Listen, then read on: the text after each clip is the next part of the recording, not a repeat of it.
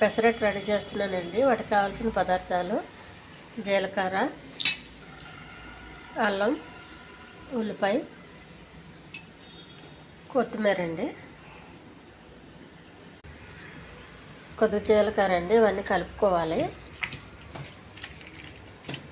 బాగా కలుపుకున్నాము. కావాలంటే పచ్చిమిరపకాయ వేసుకోండి. నేనైతే పచ్చిమిర్చి వేయలేదు. కొద్దిగా ఆయిల్ రుద్దాలండి.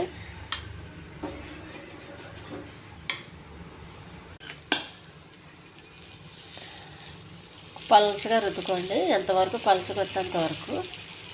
మరి పలసగా వస్తే అంటిపోయి ఇరిగిపోతుందండి.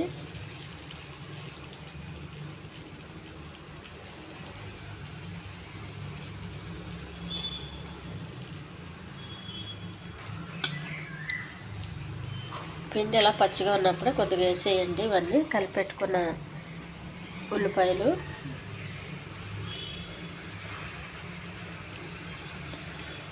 జీలకర్ర, అల్లం, కొత్తిమీర ఇవన్నీ వేసి కొద్దిగా ఇలా ఒత్తేయండి. ఒత్తితే కొంచెం బాగా కాలుతుంది. పెసరట్టు మళ్ళీ ఇట్టు తిరిగేసుకోండి.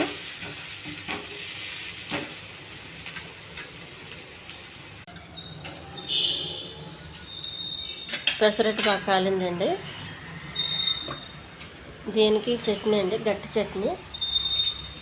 దీంతో చాలా రుచిగా ఉంటుందండి. ఇది ఇంట్లో పెద్దోళ్ళు పిల్లలు కూడా చాలా ఇష్టపడతారండి. ఈ ఛానల్ నచ్చితే సబ్స్క్రైబ్ చేయండి, షేర్ చేయండి, లైక్ చేయండి.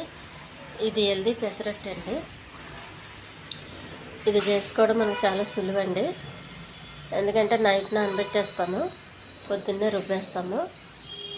ఇది మనకు దోశలు, ఇడ్లీ వీటికన్నా ఇది పెసరట్టు చాలా సులువండి. ఇది చాలా హెల్దీ పెసరట్టు అండి.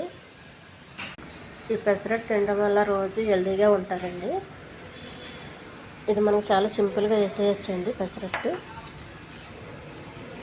చూడండి అంత పక్కల బాగా కాలింది.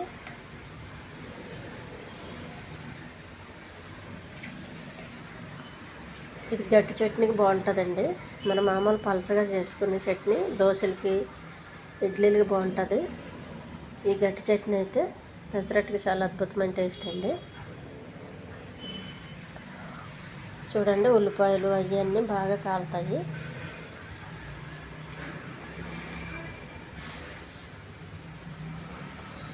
Tasty pesarattu ready.